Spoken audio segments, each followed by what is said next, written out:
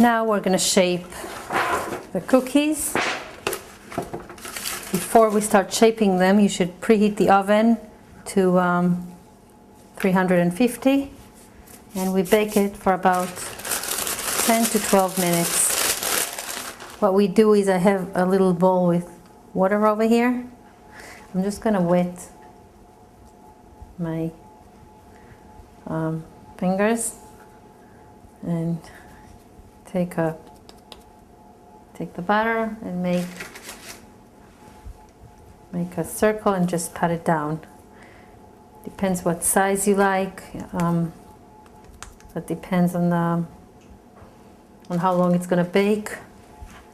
Bigger cookies, of course, are going to take a little bit longer to be cooked, and smaller one a little bit shorter.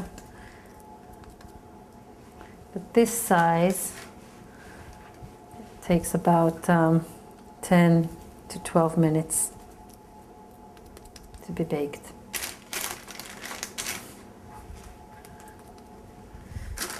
So if you want to make your job a little bit easier, you can always, as I said before, leave it in a refrigerator for 2 hours, or put it in the freezer even for an hour, and then it will be easier to work with.